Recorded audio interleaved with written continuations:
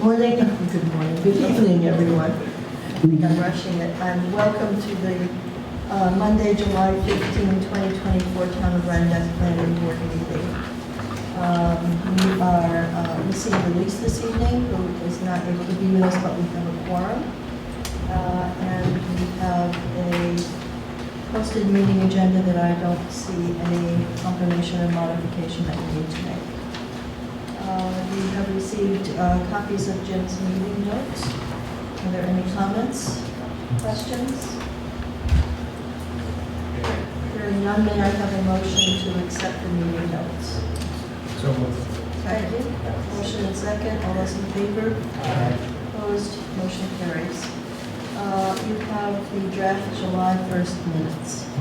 Any questions, corrections, additions? A motion, may I have a second? Second, all those in favor? Aye. Any opposed? Abstention, the motion carries. I have no correspondence or announcements. So we'll move then into the two new applications that will be presented to us this evening.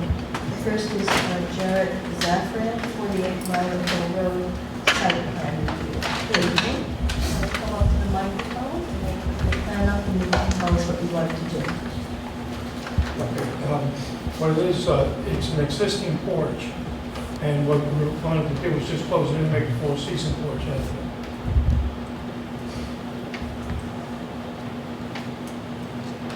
And that's what it looked like at the beginning.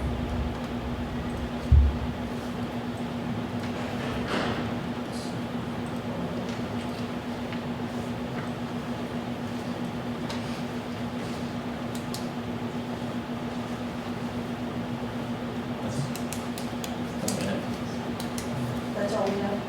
There's been a request for a waiver of the site. Okay. Do you have comments, Jim? I think my comments are that I think the issues related to the project are principally aesthetic related to historic preservation. Excuse me, consistency of neighborhood character and property character. It is a historic house. There's a sketch that you submitted as well, just to show what's going on. I wanted to note that the applicant has not submitted a site plan, but the cover letter did have a statement requesting that the site plan, environmental assessment, aggregate statement, and topography requirements be waived, since the physical footprint of the existing porch will not be changed and the property exists as it was. So the planning will need to make a determination if the submission as submitted is acceptable enough for what's happening here. That's about all I got. All right, so that's the discussion I should have. Comments, questions, planning board members? I have some questions. Okay. What roughly is the size of the porch? What by what? The floor dimensions? Yeah, the floor dimension. I think it was,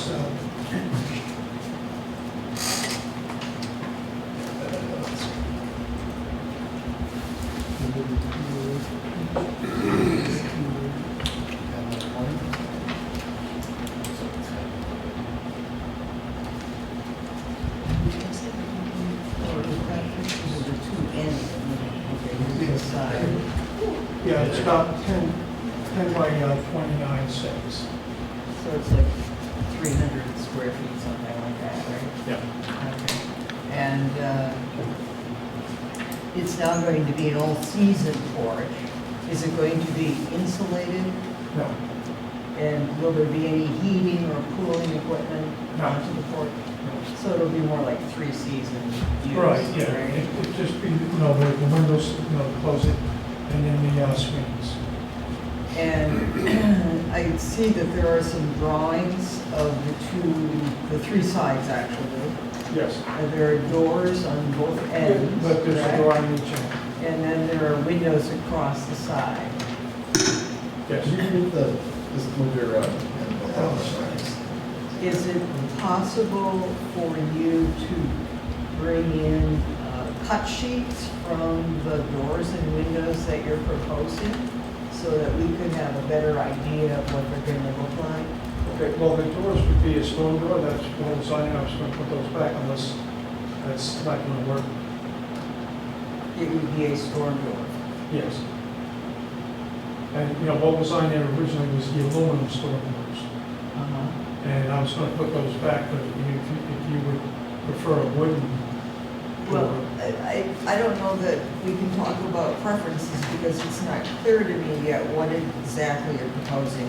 If I look at the front, it kind of looks like, Yeah, there's a door and two windows. yeah, but the windows on the front look different than the windows on the back. There's a slight difference because the door is smaller than the back. But the windows look different, am I not right? Am I correct? It would be a little bit smaller in width, but they're all the same size. That's true. It looks like it is then. Across it, yeah. What I'm suggesting is if you know what kind of windows you want to use, maybe you could bring a brochure that shows what the windows look like. Okay. In the house, there are divided panes, right? Right. But we're not seeing that on the porch, that's not Right. the I mean, I think the house is 6/6, and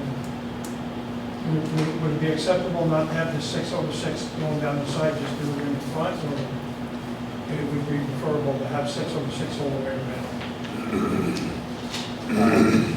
It's for the view. Right. And I don't know if anybody else wants to weigh in, but it would be my preference that you distinguish it from the original house. If the original house is 6x6, Yes. in my opinion, it's a mistake to make the addition 6/6 because it gives the impression that those were all done at the same time. So a 2/2 large pane windows would, in my opinion, be acceptable. I don't know what the rest of the board would feel like. And this is an existing screen porch. Yes. It's been there for a long time. Been there for, I think, since 2003 or 6, whenever we did it, Okay. the remodel. And the siding on this is wood. Yeah, I would do, you know, to match the siding area. If it's 7-inch, I'd put 7-inch. If it's 6, I'd put the 6, you know, but it'd be the wood siding, you know, similar to the house. And are the windows planned to be wood frame windows? Well, originally, I was thinking the vinyl, because it's easier to take the windows out. But if that doesn't work, I would put a wood window. So if you decide to take the wood window, then, you know, I would, put a wood window in. It would help me to have some kind of image of the doors and windows that you're proposing. In other words, you've got some doors, so then maybe a photograph of the doors you plan to use, and then maybe some brochure pictures, which are usually available when you buy windows. Yes. Of what the windows would look like. And maybe you could bring some alternatives. Okay. The other question I had is, looking at that photograph, I don't know if the porch was under construction, this photograph.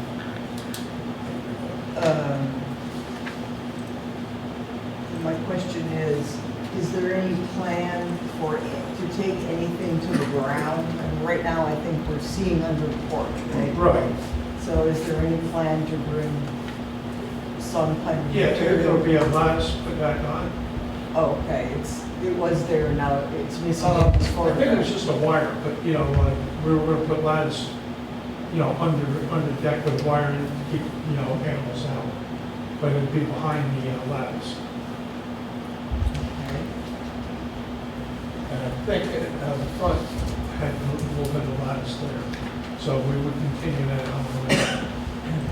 And is there any landscaping there now alongside the porch? None that I recall,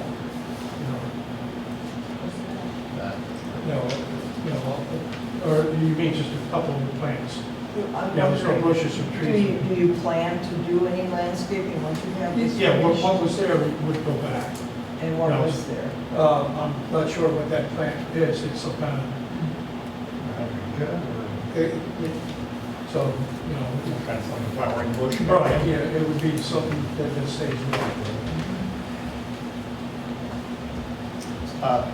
if I could just add, since this is a historic building, and it's something I bring up again and again, I'm sure people on this board are sick of hearing me say it, but there is an online publication called the Secretary of the Interior's Standards for the Treatment of Historic Properties.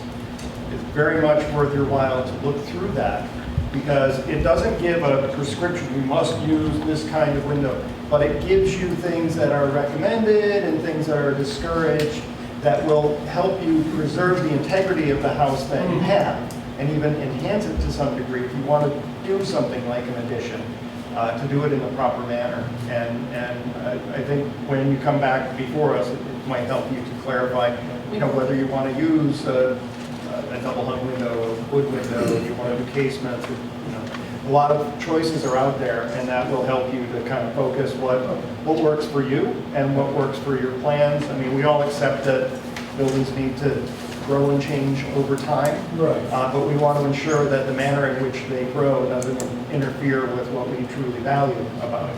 So No, it seems like we really have. It's historic, and, but keep it looking as close as possible. Right, and that's available, just do a search for Secretary of the Interior's Standards for the treatment of historic buildings. We should really have a link to it on our website, but we'll work on it. Yeah, sure. What I'll do is I'll look up, I'll go with the 606, and then I'll go back to the sample if it would. Okay. And do you plan to, in the summertime, have screens for your windows? Yes, the window would have a full screen on it. So, the original thought was it was the vinyl window, the windows can come out, be stored, and it can just be an open screen for us. And, if we go with the wood, I'm sure they'll come out also. The windows will come out and then there'll be a They'll screen? be stored and they'll be put back in, when it's cooler weather. All right, so some pictures will help a lot. Anything else? Anyone else? One thing I didn't know, this porch is not historic. I think we determined that before, right? The one on the front of the house is, this one is not.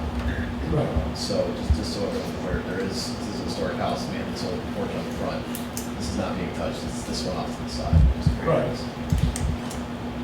Right, and that aluminum door is actually it overlaps the historic porch, so that's kind of a consideration that you might want to deal with, the way that those two spaces communicate. Right. See, that's sort of what was there originally, the aluminum door. But, I can change that out to a wooden door. And then, that would be more in keeping. Right. Would that be your preference? Yes. Yeah. The owner's very adamant, he bought an old house because he wanted to do the house. Right. And he wants everything, to look correct. Excuse me, Mike, I can't tell from this program. Does the front facade of the porch is in a straight alignment with the front facade of the house, or does it step back a few feet? It steps back maybe like 8-10 inches, a little setback from the corner. Okay, Of so the what original house. you turn the corner of the Yes. house. Okay. So it distinguishes it by the fact that it isn't on one plane. Right. So, Melody, my thought, if we're able to get some photographs of the pieces that are planned to go into this, I personally would be willing to go ahead with no site plan requirement.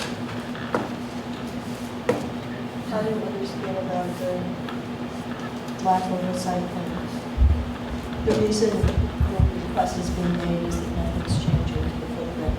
So nothing's being changed on the property aside from the screens. Anybody else have a, so by consensus, are we okay going ahead with that at this point? And yeah, I don't If the have problem any objection. arises, we can go back and decide we need something further, but at this point, if you're in agreement, we'll just move ahead with the draft procedural resolution. If we'd also be helpful for whoever goes on the site visit to take some photographs, some additional photographs of what's there now. Anybody else? Okay, Jim. Okay, so for the board's consideration tonight, a procedural resolution acting on the application by Jared Zaffron for site plan approval in Town Code Chapter 125 for reconstruction of the porch and change the use of the porch from screened to enclosed. That says four season, bonus color enclosed porch. Take that out. Not to imply that there was any heating in there. At 48 By the Hill Road, within the RC5 zoning district, accepting the application, the documents is adequate for further review. It's classified as a type 2 action under seeker. We'll schedule the public hearing for August 19th. 19th. We'll send this to the CAB for review. We'll go to HAPAC, since it's a historic structure, and go to county planning because we're doing a site plan, and we need 2 planning board members to do site visit. I will.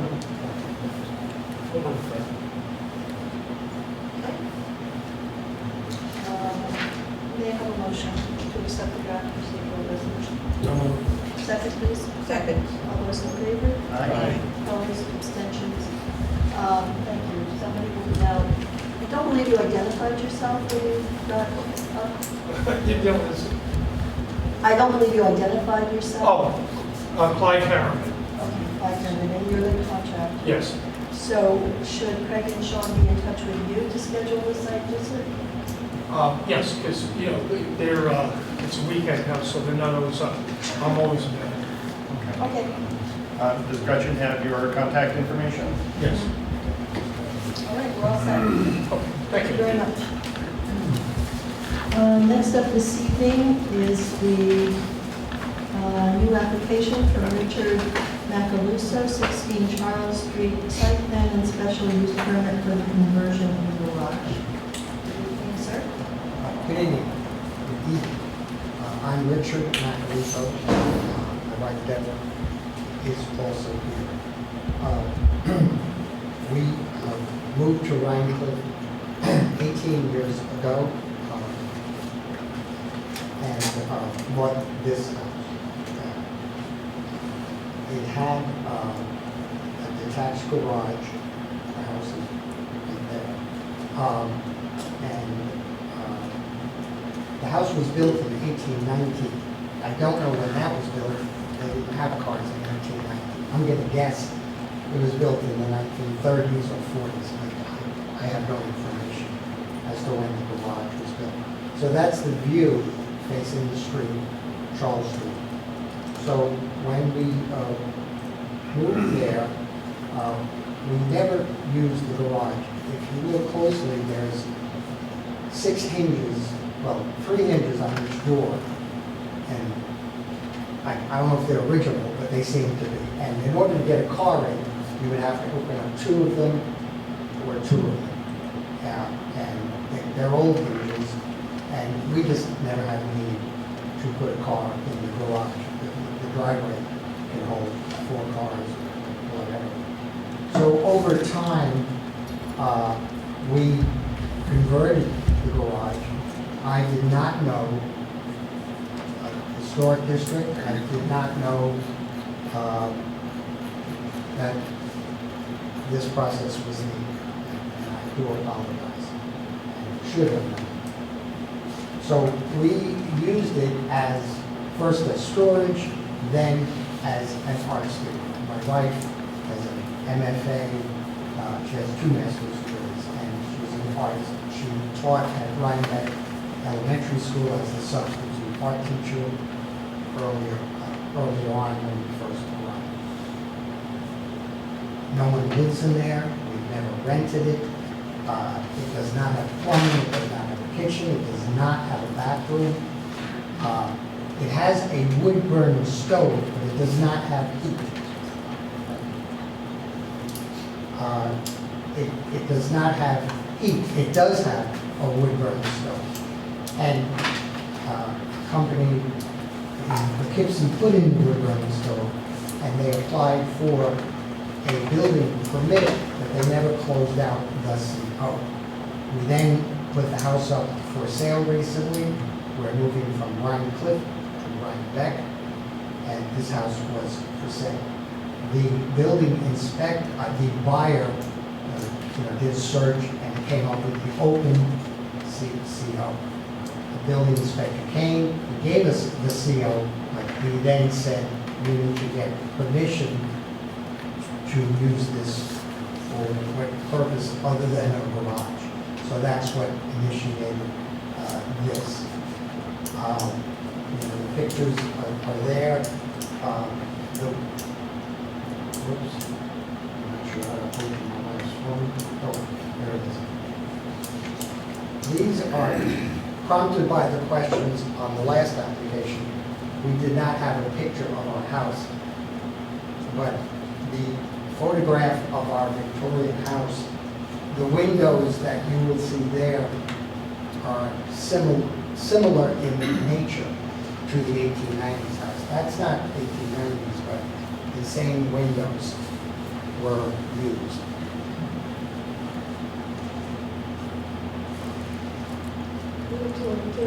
Yes. Exactly. Oh, I'm sorry, it was black, but yeah, and it's a beautiful house,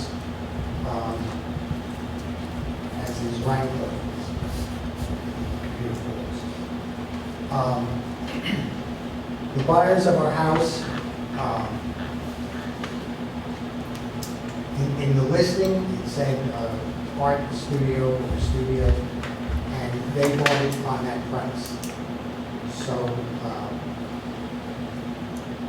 everyone is awaiting, hopefully we do get permission for that. They would not buy the house unless they have that use. They are artists, musician, whatever. So they want to use that space. It's 20 by 20, it's one room. I'm trying to think of anything else. There's no water in it. Absolutely no water, no bathroom. So you're not going to make any changes? You're just looking for approval of existing? That's correct. That's correct. So this is a situation where Mr. Nicholas realized he should have come to the planning board before converting the garage over. So converting now is essentially retroactively approve the work that was done to the interior, the conversion of the garage to a art space. I mean, it's not an apartment, to an art space. The same goes for the historic district. I was a member of the Rhinebeck ZBA for 6 years. You think I would know?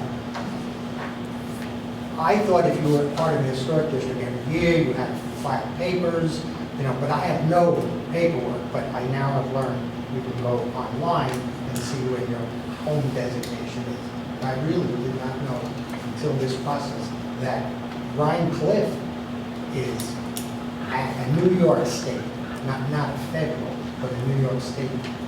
I believe that's what It's in a number of historic districts, there Yeah. are these two. Actually, a topic that came up when we were reviewing the utility pole that Right. AT&T put right Right. in your Right. bedroom windows. I remember you Yes. presented at that. So that was over a year ago, Okay. and that was part of that discussion. Okay, thank you. Anyone else? Questions, comments?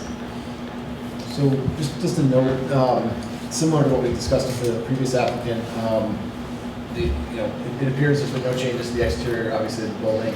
There's no footprint changes to the property, none of that's been proposed. So I think it's acceptable, I mean, it's obviously up to you, it's your choice, but acceptable to just accept this older drafted site plan of the property because nothing's changed on the site. I don't think we need to have a redraft the site plan. I don't think we need a waiver for it necessarily, I do agree. It just means that we'd accept this as submitted. As appropriate. So other than that, again, I think it's just a discussion of historic preservation, getting it approved. And what was, you turned your head away as you said something about a waiver, or? No, I don't, so the last one we needed a waiver, there was no site plan, I think we can accept this older plan as acceptable for this because. For the site, right, yeah, because nothing's changing about Right, we don't need the a arrangement of things. Exactly. It's really just the issue of the special use for the accessory structure, which is different We're from. legalizing what's already. So that was my recommendation, it's obviously up to you, I don't think a waiver is needed if you accept this, and I think it's fine. As is. Well, I think we saw with an earlier application, the historic garage building because it had fallen into disuse, it fell into disrepair, and it ended up being, demolished. And that's unfortunate when that happens. So a building like this finding a new contemporary use, I think is beneficial for historic preservation as long as it, the resource is being preserved and protected. And you're right about the garage bays, and it's kind of a transitional structure because most of them were single bay garages, and things changed after World War II, and there really weren't many garages before about 1915, so there's kind of a window of time in there when, this is relevant. And in the 20s and 30s, the automobiles were much narrower, and you could get in there and open the doors without having to worry about hitting the walls. And that all changed the garage design, the footprints changed as well. So it's an interesting artifact, and the fact that it remains as something that is obviously a garage is, I think, of great value. It's a contribution. Yeah, from the street, that's what you see. Yeah. But I think it's nice that that's been retained. So, any of the changes that we made are visible. So I think, unless people have other questions, we have the draft resolution.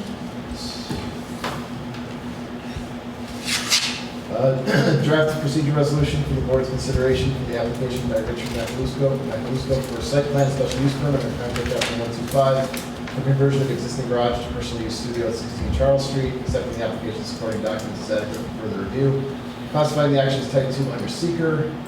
We will send this to the CAB, the WAC, HAPAC, and county planning, based on the reviews that we've done. We'll schedule the public hearing for August 19th, and we need 2 planning board members to do a site visit. I'll go with Sharon. All right, may I have a motion? So moved. Second? Second. Second by Sharon, all those in favor? Aye. Opposed, abstention, the motion carries. We'll be in touch with you to schedule a site visit. You don't need my cell phone, Gretchen will give us the Thank contact you. information. thank you all. Thank you. All right, that concludes the new application portion of this evening's meeting, so we'll move now into the public hearing portion of the meeting. First up is Florence Dinger, 521 Mill Road, site plan and special use permit to build a single-family dwelling.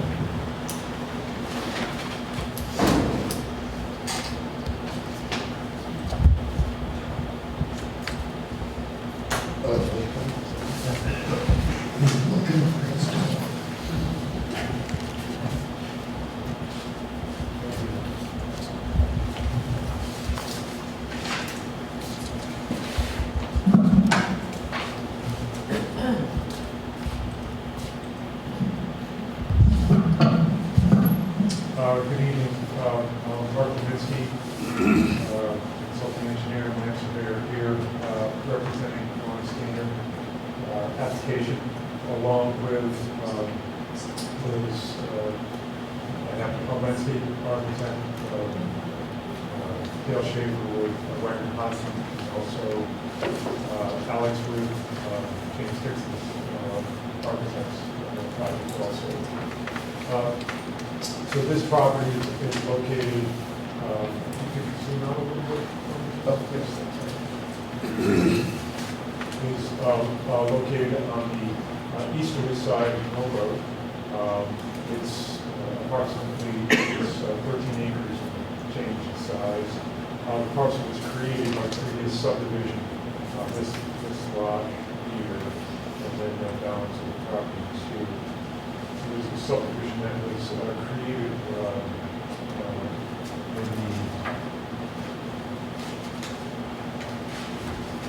could have been the 70s or 80s. And then also associated, I'll just note that associated with that subdivision, there was an easement area, conservation easement area that was set aside for the easterly side of Mill Road, and also on the easterly portion of the property, the Lansing Kill is located there. And so those 2 areas are also shown and respected in this application. I have the opportunity to work on this property for the previous owner. And the work that I had done for the previous owner on this property was basically development of a water supply and an on-site sewage disposal for the property. And in addition to that, gaining access from Mill Road, which is a county highway. So a county highway permit was obtained from the Dutchess County Department of Public Works as part of that application. As I mentioned to the board the last time I was here when we did our initial presentation, soils in this area are poorly drained. And so it required a certain type of septic system design that had been specified by Dutchess County Department of Health, known as a superfill, because all those soils, the in situ soils are basically impervious. And so in this case, you need to import pervious materials, sand and gravel, in order to develop an area that's adequate for on-site sewage disposal. And so that was done for the previous applicant. Approval was gained from the Dutchess County Department of Health, and that soil was put in place generally in this area. I'll note that the previous owner for the project was for a 2-bedroom residence. This application is for a 4-bedroom residence. And so it requires reapproval by the health department for expansion of this fill system over in this location. This is the location of the absorption field. So as you come in from the driveway, there's an existing driveway here. And you come in along the existing driveway, there's a fill pad right here. And what's being proposed as part of this application is just expansion of it to the south. There's enough area to the south to expand to accommodate 4-bedroom residences versus a 2-bedroom residence. You know, as I mentioned, part of the original approval, there was a well that was advanced drilled, and it's in this location right here to provide potable water for the site. And so, once again, so as you enter into the property, go by the area, pass by the area with fill for the septic system, and then you go in the area that's being proposed for this residence. Well, it's the previous owner of the property actually put a foundation in on the property. So that foundation is being utilized by the current owners and being reused for construction of the new home. So this footprint is actually where there's an existing foundation. And so,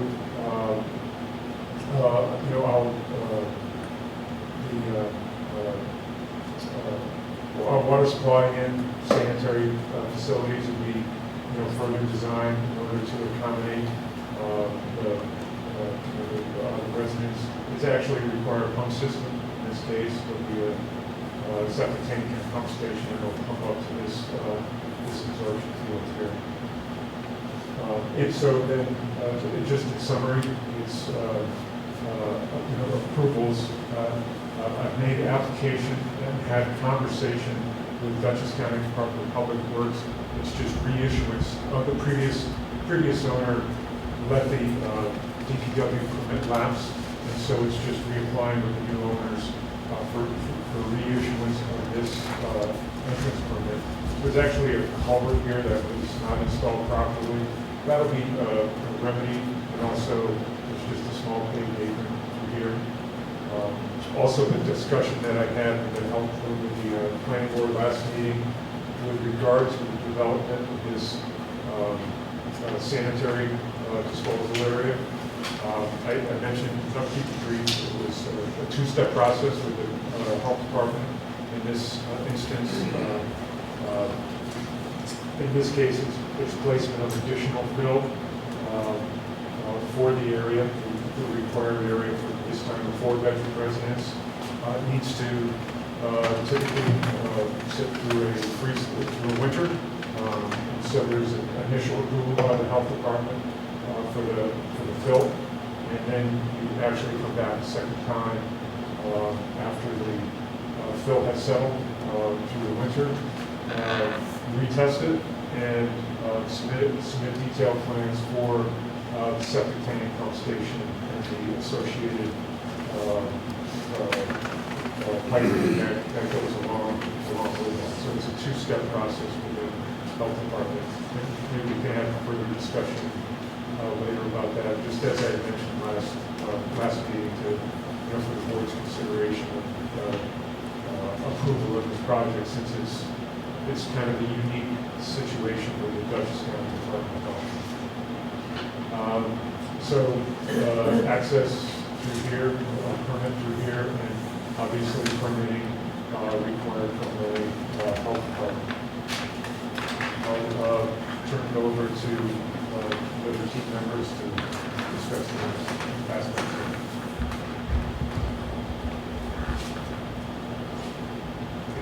Alex from Jameson's Architect,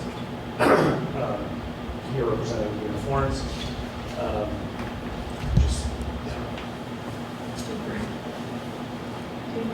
Is there, I don't know about the public, do you have new information to present or? No, essentially- I think we were just sort of, after the site visit that we had with the planning board members, just coming into the second or the third step in the process, so there's nothing new to present. Do you feel we need to go through the architectural landscape designs again? Or are there questions more related to the questions Jim's raised in his notes? The only new item, Mark, Yeah, so I'll turn over to Dale, this is Dale on my action. There was a request for some fence detailing, which is. Right. Yes. Yeah, so the fence detailing is shown on the bottom of the page, and so these show different situations where the fence is located, and on the plan it's located sort of along here and comes back to the house up here. The taller fence that you see here is for around the vegetable garden, which is on this side of the house, and that's for keeping the deer away. 6-foot fence, hopefully keeping them away. But the fence has pretty simple construction. It has cedar posts and a wire mesh. No top or bottom rail, but it just has a tension wire on top.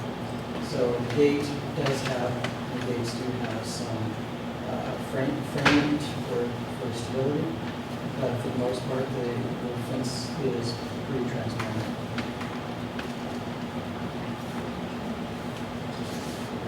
Jim? Yep, so that was the only change. I had just a couple of questions, and then we'll get to county health's last. Just a few. I think we'd asked or talked about, which is a copy of the easement language before, the easement around there. I don't know if I saw that in there. Is that included in the easement statement? The easements that are shown on the subdivision map, Yeah. on the previous subdivision. Right. No, and I tried to search out those easements through county clerks, unable to, I was trying to link it back to the original subdivision. I found no language for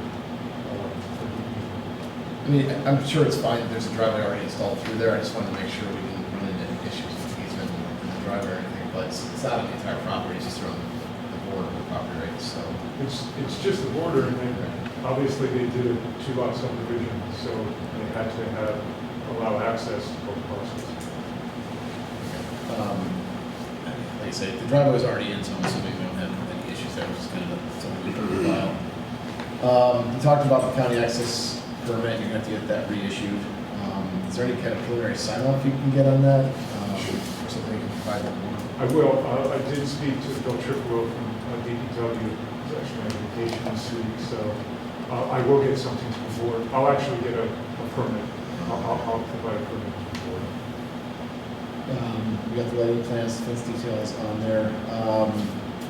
One other question I have before we get to county health is just that we've been asked to ask you for having someone inspect the foundation to determine the pour date and whether or not it's still in good shape or. Yeah, so we have the engineer who's doing structural engineering for this is going to provide that letter. Okay. I was just waiting to get a meeting ahead just to make sure exactly the clarity in the language he needed so that he could feel comfortable sort of closing up that permit providing the supply for the next one. Sounds good. I guess it's kind of. Planning board members. Gretchen, is this the application that George Baker had sent you a letter about this afternoon? Because George had visited this, and I think the one, he seemed to feel like it was a pretty straightforward application. Yeah, Conservation Advisory Board, but the one feature that he did mention was the inclusion of a dry stone wall, which is a very important town scenic resource, and it's really critical that it be done correctly in the traditional way, because that's an important part of our town and our scenic landscape. So, Yeah, we can you had reflect on that? Yeah, we had a conversation about that on site, and and as he identified, there are masons and there are walls. There are a lot of masons around and there are walls. Yeah. And while there's, the masons that we're hoping to have on this project, we believe can build the wall. We've had them build walls in the same kind of fashion and without the So that's our intent is to build a wall. Right. Build the wall. Good. Yeah, the dry stone wall is held together by friction and gravity.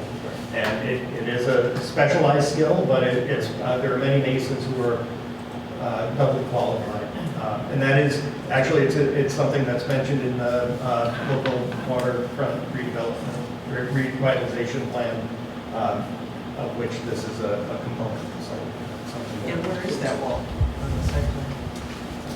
There might be help with like a landscaper.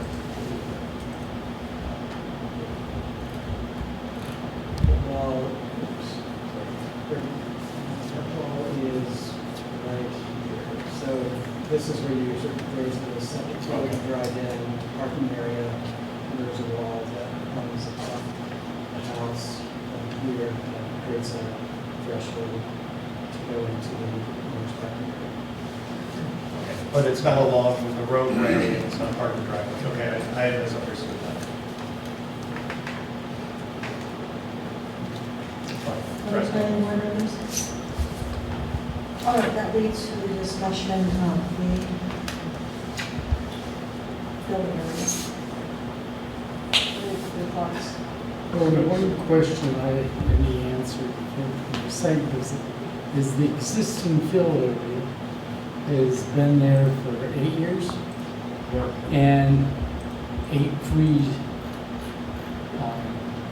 times, and have done cores and everything's fine now.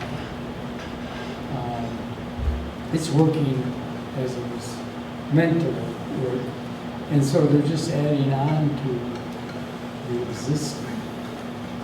So full disclosure, I did test those things, and there's 7 to 8 feet of gravel.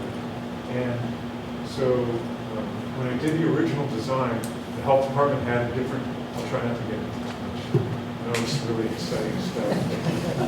Oh, we can watch it again. I know. So the design flow standards were different when I did the original design. It was 130 gallons a day per bedroom, now it's 110. So I'm going from 2 to 4, and then I can use some different devices to get another 25% reduction. So the bottom line is, I think and I've had this discussion with Dave Pearson, I have the area where the actual structures for the absorption field are going to be placed where there's existing fill. I may be able to gain both approvals at the same time for the grading plan and also for the details. But it's unknown until I make an application. And so with that, I'd like to adjourn this public hearing to the next meeting. And I'm hopeful to be able to have a solid decision from the health department that would maybe put this board at ease with how we're approaching the health department. But I think they're going to let me do both at the same time. I've lobbied hard for it. Well, David Pearson's giving you an opening, you must have lobbied hard. That Dave is pretty thorough. Yeah, he is. So you're asking for a continuation? Yes, please. Okay, I'm sorry, any other questions from the board? I don't think so. Okay. I was going to ask if there's anyone here from the public wishing to comment on this application. Okay, hearing none. You want the full month? Yes, please. So we could ask, I would be asking for a motion to continue the public hearing to August 19th. So moved. Second, please. Second. All those in favor? Aye. Opposed, abstentions, motion carries. Thank you. Okay, good luck. Send us a nice, puff of white smoke if Dave says I'll try to hit a home run. I'll get a county DPW approval also. Okay, good luck. Next up this evening is the public hearing on Thomas Daniels, 8 Slate Road, site plan special use permit for roof-mounted solar.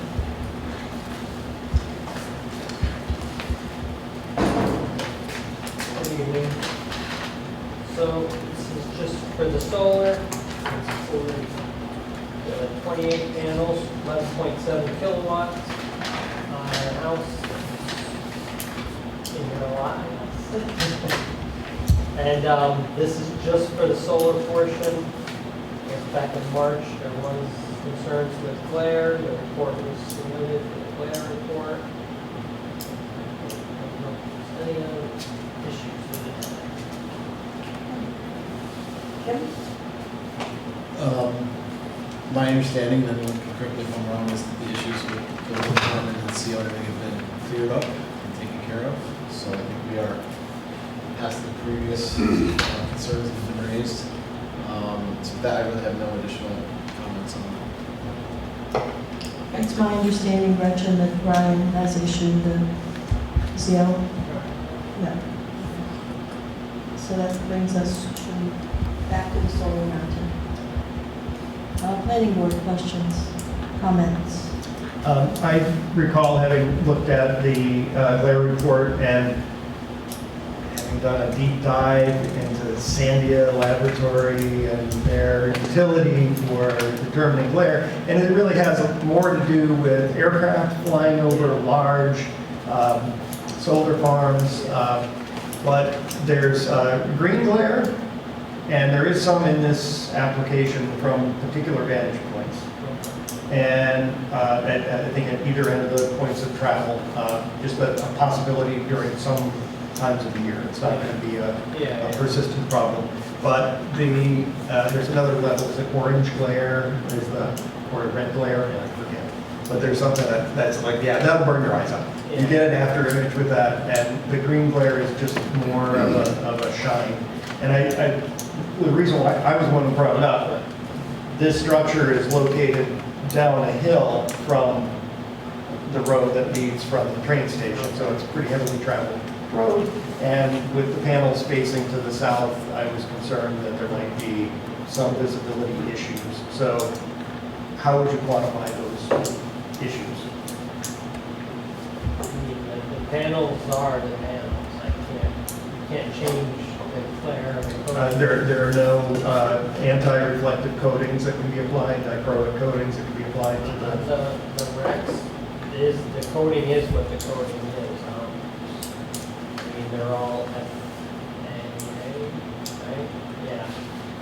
So, it's what they get approved for, whatever they get approved for. I'm not really sure if you can put a film on, because then it deteriorates the usage of collecting the sunlight.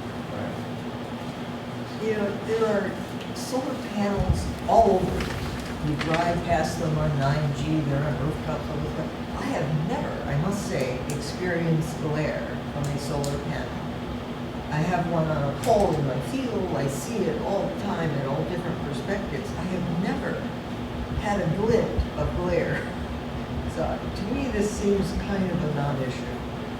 I agree with you.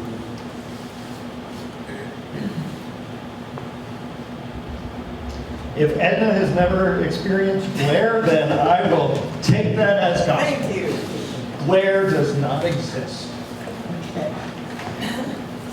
Take that, Sandia National Network. Well, if it doesn't exist, it doesn't seem. Well, it did, and it was in the report, and that's why I brought it up, because there was some instance of green glare. Craig, did the report give any information or suggest when this occurs, how frequently it occurs, or to what It did, I extent? don't have that report Did you in end front up of with me. the feeling that it was I common? got the feeling, as I said at the beginning, that it was incidental and at particular times of the year during particular hours of travel, and it was qualified as green glare, which would not be the kind of thing that would burn your retinas, which is good.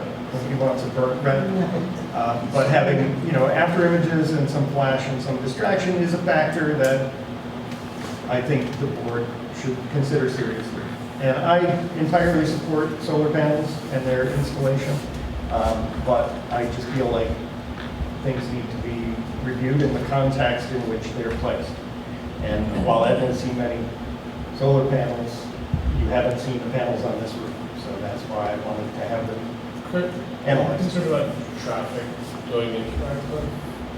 Or the leaving? Or are you This concerned would be about? coming out of Rhine Cliff, so as you're facing north, the panels face south, and if the sun is in, Yeah, but it's down Long Dock Road. Then you have to take the left and kind of go up the hill. Then it's way Yeah. up. Yeah. I mean, I forget what the gradient is on the driveway there. but it's pretty steep. It's yes. very steep, so you Yeah. go I down. did kind of like search this house out to find it, and then, I mean, once you see it, you see it. I'd be more concerned about the other houses looking, at the river view and having to deal with the glare than cars. But I think that's just Well, a the factor of, Yeah, the house is already there, so right. it's So, just the solar I mean, panels. I think it'd be more concerning if it was the red glare or, those orange, red, purple. Something, yeah. Yeah, but I think both of those are valid, but I think I have no concerns about it. So, Can I add my 2 cents? I was out in Tucson a couple of months ago, hadn't been there in years. They have a new mayor, and she decided we have Arizona sun. We are going to be #1 in solar production in the United States. Every school parking lot, every government parking lot, every apartment building, any building, office building with flat space has solar panels on it. You're talking miles and miles of square miles of You're solar. scaring me. But the thing is glare is not a consider. Okay, so You the know, point is that. they have 365 days of sunshine, and they've covered Tucson with solar panels. And it, Well, we're not too I know, but the glare, I think, is an issue All that, right, so, yeah, well, we're eating glare to death. Is there anything else that is of concern here? Is there anyone here from the public wishing to comment on this application? Okay, so what's your pleasure here? I think we've addressed all of the questions that have been raised. Certainly have worked our way through the CO. I believe we're at the point where we would probably have a draft procedural resolution, draft approval resolution. Is anybody opposed to moving ahead with the approval resolution?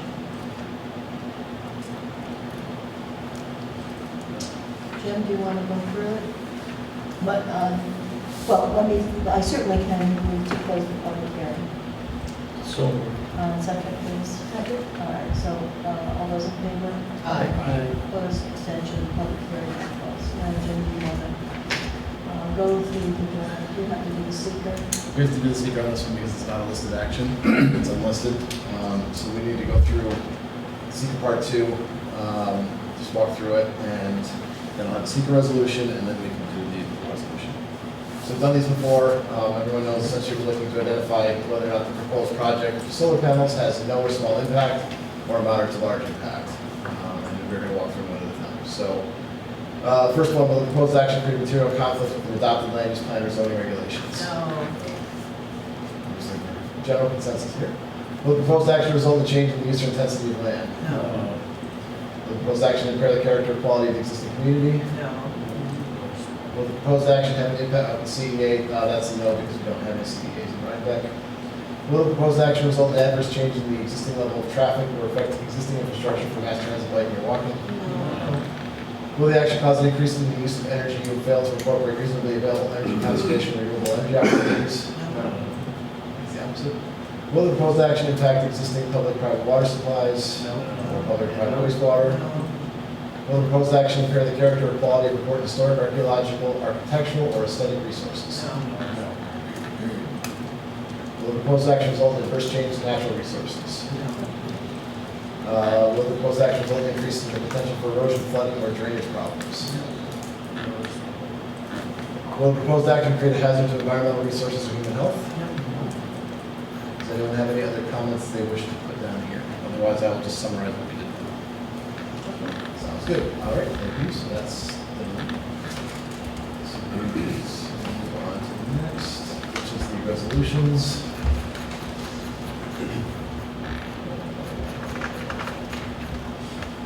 So first up is the secret resolution. Site plan and special use permit for the proposed action seeking approval for the installation of solar panels on the residential structure at Rhinecliff. Stating the town of Rhinebeck Planning Board, its role as the duly established lead agency under seeker upon review of the completion of the shorty AF associated information, provides a standard declaration of the seeker deeming an environmental impact statement not being required, and stating that such will not be prepared in consideration, in consideration of the solar panels for the property at 8 State Dock Road within the RCO zoning overlay. Take care of that. In taking this action, the planning board approves the project to move forward, and the proposed actions are hereby approved for implementation. Okay, motion? Motion, second? All those in favor? Opposed, abstention, motion carries. And next is the approval resolution for site plan and special use permit for the application by Donna and Thomas Daniels for site plan and special use permit under chapter 125 for rooftop solar installation at 8 State Dock Road within the RM1 and the RCO. Reaffirming the actions unlisted for which coordinated environmental quality review is not required. And noting that the secret approval resolution was passed by the town planning board, and this will be July 15th, 2024, with the associated part 1, 2, and 3 documentation. With respect to special use permit, finding the proposed work and intended use to be consistent with the general standards for special use permits, and granting the special use permit conditioned upon receipt of site plan. And with respect to the application for site plan approval, finding the proposed work and intended use consistent with time for chapter 125, and approving the application inclusive of the materials, the site plan by Michael Neely, PE, dated August 30th, 2023, which I believe is the most recent date, with revision date for January 17th, 2024.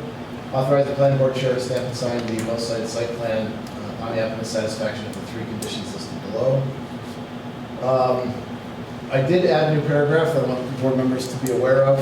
It's this one here. We've been having system issues in town with the way things have been done, so we've added a new statement to our approval resolutions. And this was in coordination with the zoning administrator to state that taking this action, the planning board further authorizes the town zoning enforcement officer or zoning administrator and or the building inspector to issue any required permits for the proposed use upon their determination that both the terms of the resolution and all other applicable codes, laws, rules, and regulations have been satisfied. That's actually the paragraph we had. I'm sorry. This is the paragraph I had. Plan sketches and other materials submitted to the town of Rhinebeck Building Department for any required permits, including a certificate of occupancy and certificate of completion, must match the materials approved by the planning board. Any submission to the building department that includes changes to the planning board approved plans and materials are subject to rejection and or requirement for resubmission to the planning board approval as determined by and at the discretion of the town zoning enforcement officer, zoning administrator, or building inspector. That's the paragraph. Yes. We've had a number of issues of things being inconsistent between here and there. So, May I hear a motion? So moved. Sharon? Second. Second, Edna, all those in favor? Oh, I mean, let me hold the board, I'm sorry, Fred? Aye. Edna? Aye. John? Aye. Sharon? Aye. And I vote aye. What? That's it? Got plenty of sun, so they can up there. All right, thank you very much. Have a good night. So, Tim, I just want to say at this point, a big kudo to you and Brian for introducing this new aircraft. It is long overdue and much needed, and it is surprising the number of times that building permit submittals do not match our approvals. So unless they're caught in the building department, there are problems that can result. So this may not stop the problems, but it certainly is making people aware that what we're looking for going forward. The next public hearing for this evening, Brian Norwood, 90 Old Post Road, site plan and special use permit for the construction of sheds and runs. Good evening, sir. Good evening, Madam Chair, Planning Board, Mr. Lady, Gretchen, and General Public. What would you like me to do? Do you want me to do a brief synopsis that you've heard before? Do you want me to just go through the changes? What I would you think, unless someone, I think you can go through the changes and any updates like? if we're familiar with the application. So, the last discussion or meeting we had, you asked for some clarity and some updates, which I've done. The survey by Decker is now updated to include the runs, and it took out the non-variant lean-to in front of the property that we requested. So those are the changes. And then, Gretchen, do you want to go over this? Okay, great. So you asked for clarity on the runs that I was going to do. So we've decided to do 4 runs, 720 square feet. So that is 20 by 30, I'm sorry, 24 by 30. And that's what we're going to do. And then the last picture, you had asked for some type of diagram of what that run is going to look like, and it is somewhere in the front.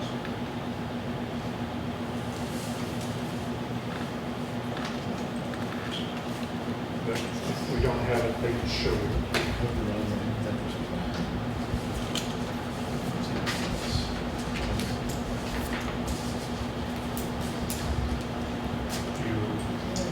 Yeah, I recall having seen this.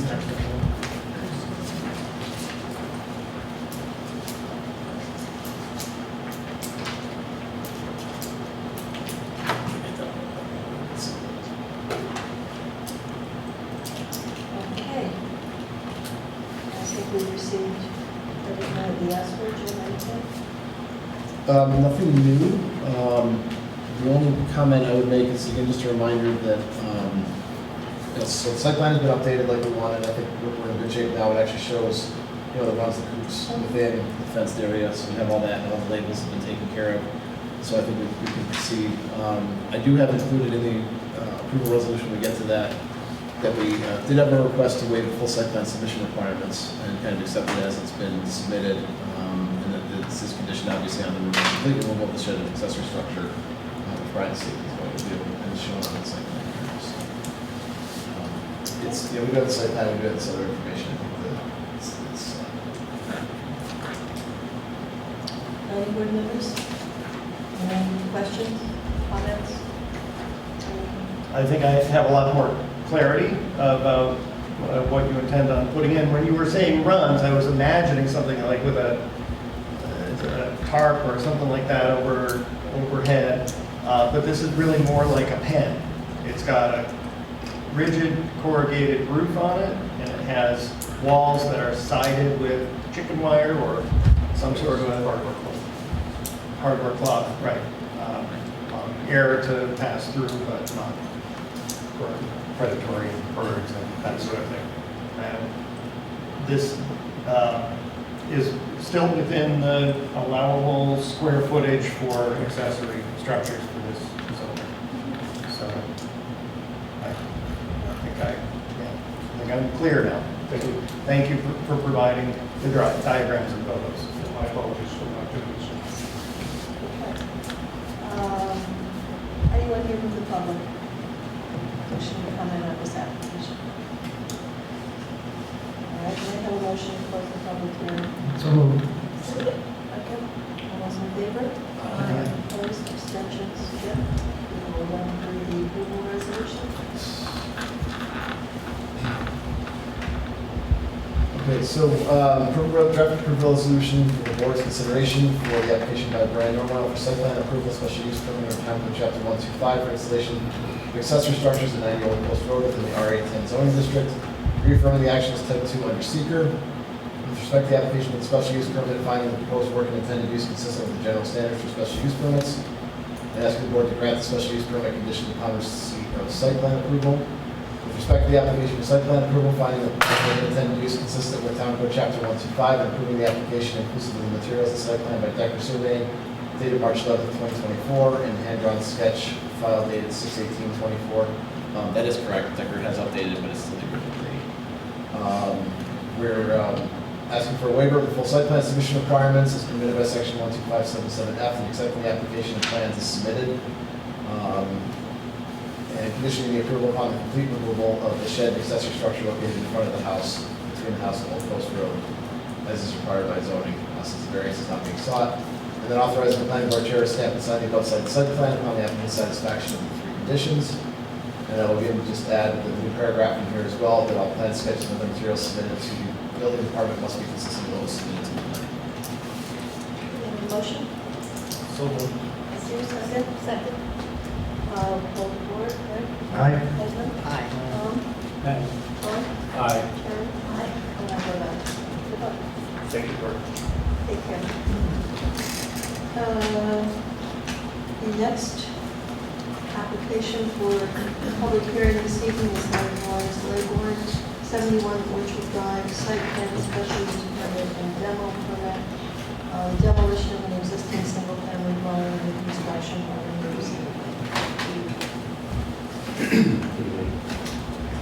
John Howell, the architect. Yes. And Jerry couldn't be here today, unfortunately. So just. Thank you. Since the last meeting, we've made some revisions to the plan. We received some criticism about the project, and I wanted to make sure that we addressed the criticism at this meeting today by proposing some alterations to the design that bring it more in line with the comprehensive plan and with the intervention on the site. So this drawing represents, we've reduced the size of the house and the footprint of the house to actually be smaller than the current house. So we're reducing the overall footprint of the site by about 200 square feet from where we were at before. Before we were about 130 square feet over. So now we've reduced the footprint of the house, and we've reduced the internal square footage of the house by about 500 square feet. So it is actually just below the limit for the comprehensive plan. It's about 2296 interior. And we've also reduced the footprint of the garage. So it follows the 25% rule. So the garage is about 530 square feet down from about 700. And we've also, so the house, to get the house to the required square footage, what we've done is, it doesn't extend as deep into the site, so we're no longer pushing the house onto the slope like we were doing before, so it's pulled back. The front of it still aligns with the house next door, so it's still at the required setback. So that basically it just came this way. And then it's a little narrower than it used to be. It's about 18 inches narrower than it used to be. And we also pushed the garage a little closer to the main house, just proportionally because they needed to do that to look right. So the breezeway is now 18 feet wide versus 20 feet wide. And then I sent in, I think this document is kind of organized, so it's like before, after, so you can kind of see. So this is the original size of the house. Now if you go to the next page without zooming at all, you can see, so the roof gets a little lower, the house gets a little narrower, the garage gets narrower, and this little addition, the kitchen bump out gets narrower as well. And you go to the next page. Right, so this is the original, and then you can see with the house and the actual the way this was designed, the site specificity of the design actually made it very. When we were doing this exercise, scaling it back actually didn't have a great effect on the overall proportion of the house because of the roof lines. So everything got about 4 inches shorter, 3 to 4 inches shorter, and it's still shorter than other buildings along Orchard Drive.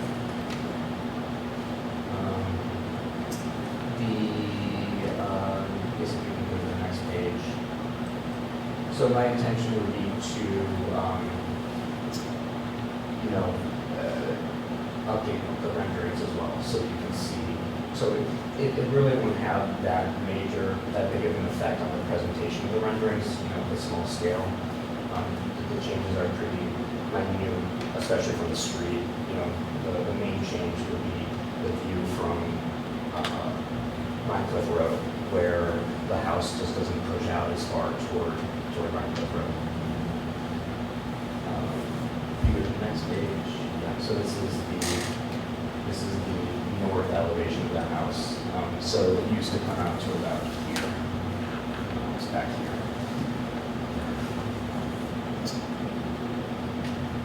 I think that's all. Those are the major changes. I did bring the model and example of the siding. If people wanted to look at that and see the table on that. The landscaping plan remained the same? Yeah, the landscaping plan remains the same. No, it doesn't affect any more trees. We're not changing anything about that. I think there is, it does, one of the, I know in the comprehensive plan, one of the goals that we need to just strive to is to make use of the Hudson better, to make use of the Hudson more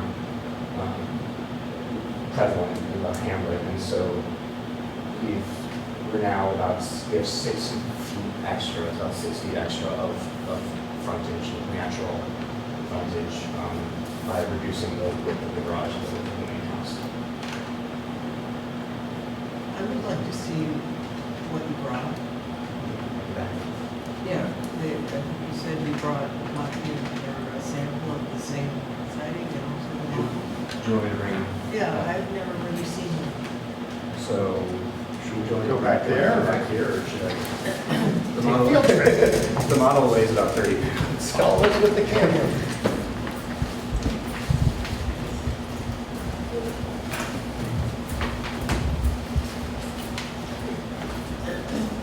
So, the siding is, this is it's pre-patinated zinc.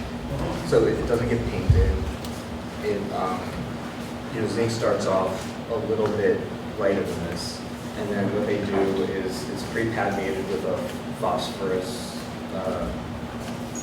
coating. So it gets darker and to the color that we want it to be. What is it fit together? So it's like shiplap. Oh, I see. Oh, yeah, and then it's horizontal. And then it's horizontal, and you have control over this at that point. So is that's going to be the, That's it. so it's not going to be clapboard, It's a reveal. Yeah. okay. It would be a Well, reveal. and again, and I'll get into this with my comments, but one of the things that I feel people need to be cautious of when using imitation materials is to don't try so hard to make it look like wood if it's not wood. Mm-hmm. And having materials like this that are unique have a somewhat different appearance helps in that interpretation. Mm-hmm. So it doesn't get confused with like the old aluminum siding and vinyl siding, they try to put wood grain on. Mm-hmm. Let it be what it is. Yeah, like the party board that has the print on it. This is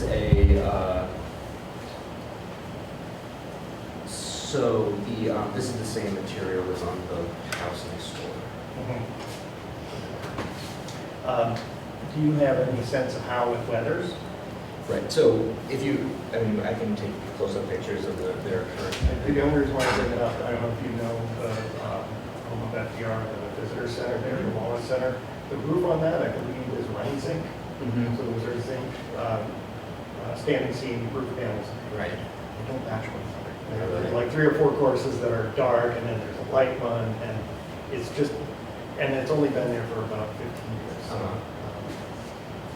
you know, these things are tested and true. So the idea, I was speaking to the rep who, for the company that manufactures these, and she said they actually don't sell the pre-patinated, they don't really use the pre-patinated versions in other jurisdictions, other countries. They actually do that predominantly in the US, because for that exact reason that these are already weathered by the time they go. Where's the street here? So the street just continues this way. This is Orchard. Okay. Then this is the walkway up to the front door. And yeah, so this So is this the, doesn't reflect the, it doesn't reflect the smaller, so imagine Yeah. it comes this way. This is the same curb cut. We're not changing the location of the curb cut. So right now, the garage for the existing house is actually closer to the street than we're putting it, and it's sitting right here.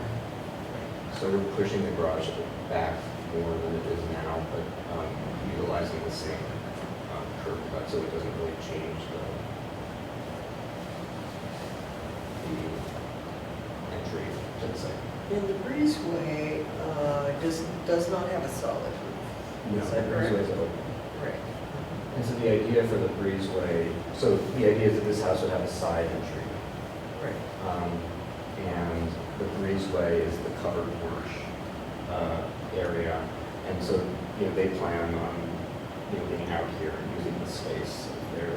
So you see some like seating or something?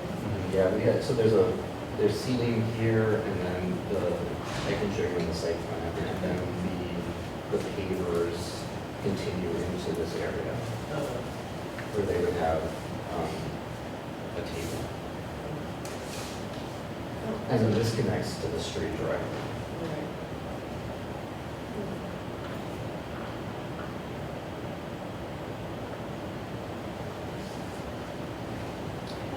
any other questions? All different?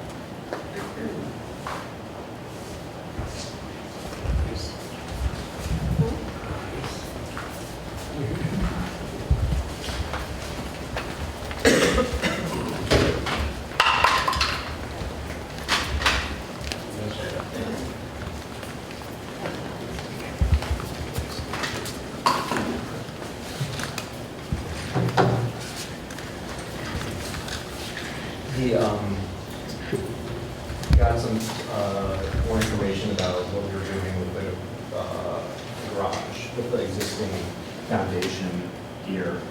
And so I was looking for a way where we could potentially reuse some fill from excavations on the site. I was speaking with Mark about this, but it doesn't seem like we can use any of the soil from the septic, just because it would be proper for a fill situation.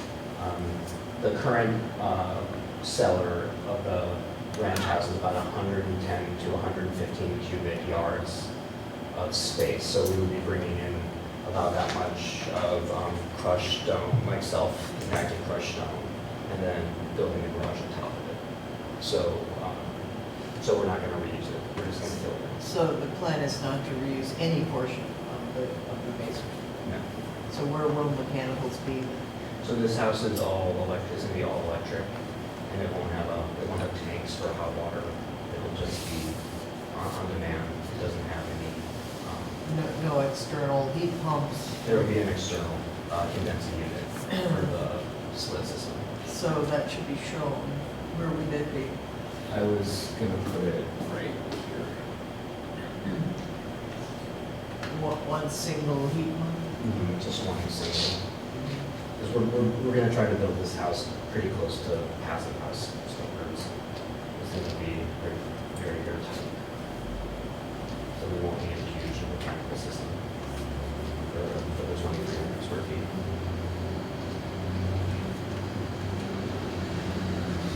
So your plan is to do some additional renderings and then come back to the board? So I wanted to update you know, the presentation that we gave last time.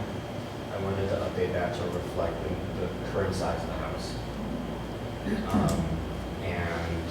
When we have our health department approval. So I would just come back then, and then to address any comments, you know, to basically close the loop on this, and then to address any comments I might receive today. I think you answered one of my questions, which is the amount of fill you're gonna bring in. I'm assuming everyone's seen the HAPAC memo that came in, provided a second one. The only other question I have was that you had noted we might use Rhinecliff Road for construction access, and assuming we might cut that out. That's out, okay, so we need temporary access. Okay. So Yeah. wait, what did you say? We're not gonna use Rhinecliff Road for construction access. Then how will you get to that site for the septic? They'll have to access it from this direction, from the street. That's pretty tricky. There's quite a drop there. How's that gonna happen? I would ask the contractor, question I would ask the contractor. Shouldn't we have a better idea before the contractors? Sure. I mean, Why not use, I understand the difficulty of using a busy road for access, but it's not like you're gonna be going in and out all the time. You just need to get equipment in there to do what it needs to do. It is, I mean, there's an existing entrance there, but when we were here last time, I was under the impression that it was not ideal just because of how obscure that entrance is. Obscure.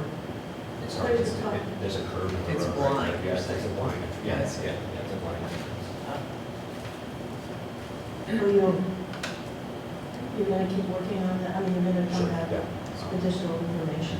Right, and I think it's also unique circumstance because this is very heavily traveled every hour, starting at, 5:47 a.m. and going on until 11 o'clock at night. And I don't know, the prospect of putting a crane on Orchard and dropping a Bobcat is really not, I don't know if that's viable, but There is actually, I mean, now that I'm hearing your question and thinking about it, there is actually a plateau that connects to 67 Orchard, which is also their property. So- Oh, right, yeah. So they could potentially go across the plateau from Hutton Street. All right, so Which you'll would be be flat. working Yeah. on a specific solution For specifically addressing how to get the septic system installed. You're in communication with the health department? Yeah, yeah. Okay. Any updates on that? Okay, enough said. Had to ask. Well, next time you talk to Dave. I already have, probably a couple months. Okay. So, we're going to be continuing the public hearing. Let me ask if there's anyone here from the public wishing to comment on this application. No. Okay. I had some comments to share that might be worth hearing before you come back around for another iteration. And I've been thinking about this project a lot, and I know, I'm not going to get any traction with speaking for the needs of the old house that's there. That ship has sailed. But I do think there are a number of things that conform very well with the LWRP and the comprehensive plan and the historic district that this property is a component of. The orientation on the lot and the setback, you've respected that very well, and I think that works. The landscaping details are in keeping with what those requirements are.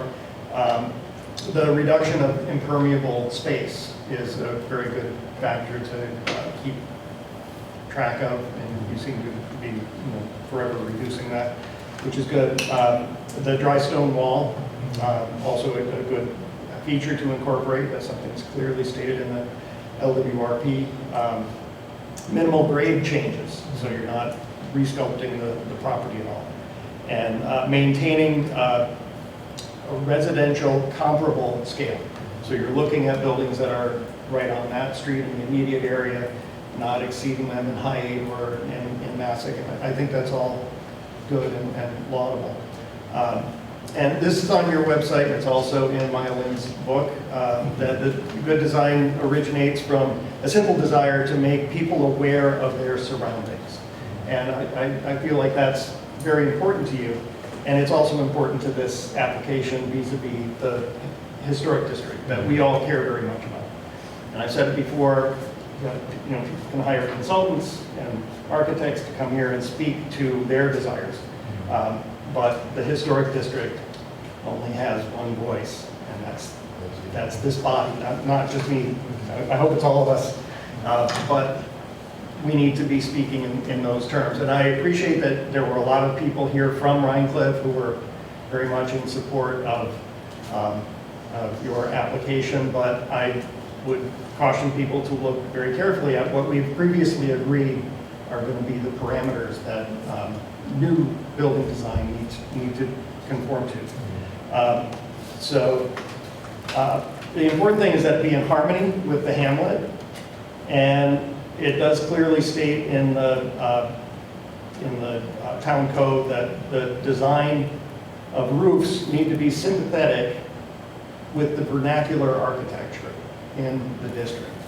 And I really studied the roof. I got my scale up, and it seems like what you did is you measured the pitch of the roofs along Orchard Street, and they tend to vary from a 5 pitch to a 10 pitch.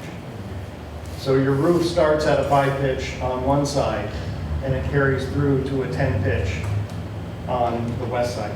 Was that kind of the idea? It was, yeah, it was a sculptural move based on our experience. I see that. I think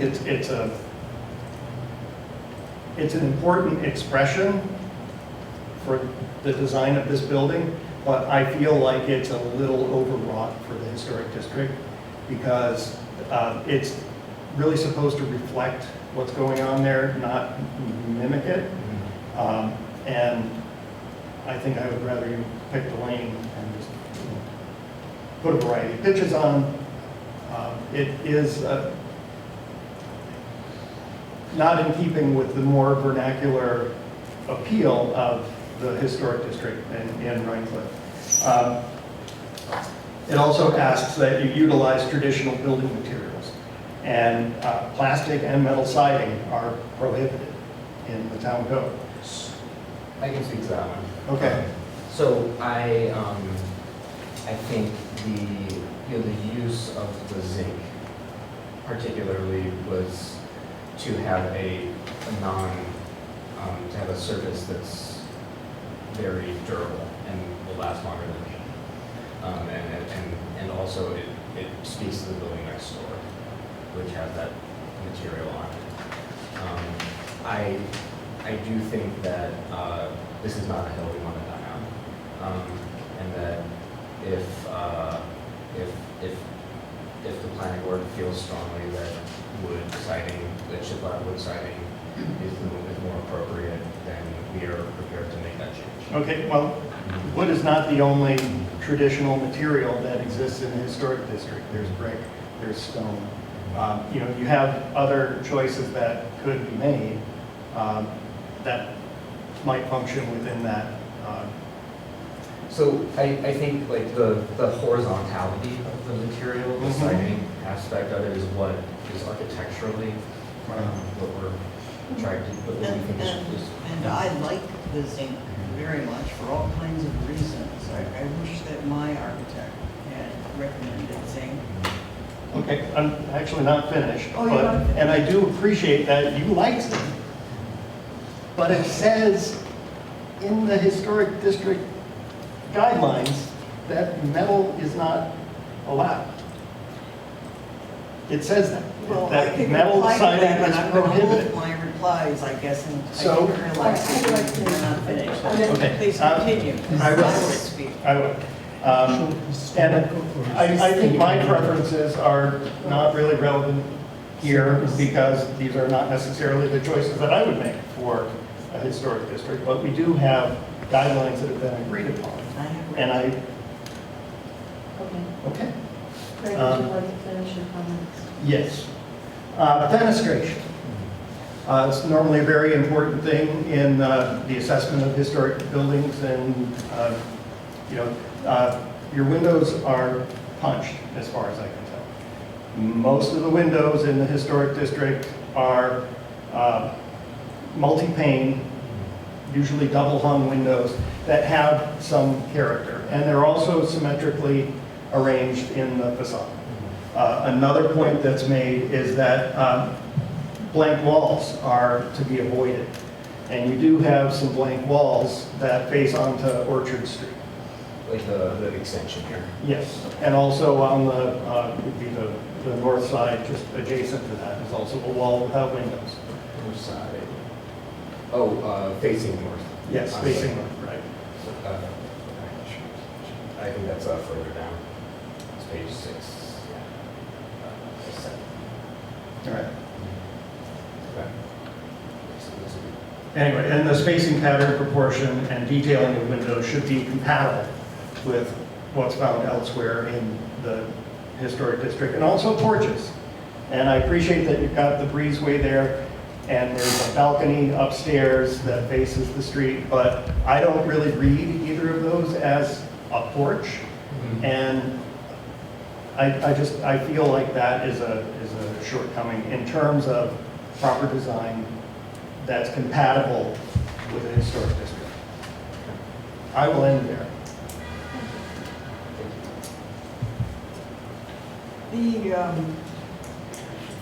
requirements for the overlay, the Rhinebeck overlay district, also talk about providing guidelines designed to encourage creativity by providing a framework that will allow for new architecture.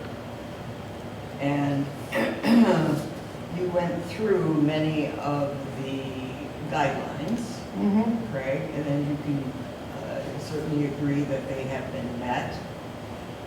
The ones that you have a concern with are, number one, the windows, right? But the windows that face the street are smaller, right, and more evenly spaced. And my takeaway from my reading of this is that windows need not look like all of the other windows on buildings in the Rhinebeck overlay. Okay. When it comes to the zinc siding, I view that in the same category as heat pumps. When this was written, there was no awareness of something like a zinc siding with a soft gray appearance that will never need to be painted. And as I was saying, I wished that my architect had recommended this. We wanted something that did not require paint or maintenance ever during our lifetime there. And the only thing we could find is Brazilian walnut, which will not rot and does not need to be finished in any way, but it does have to be transported from Brazil. Whereas zinc siding is made in this country. Is that true?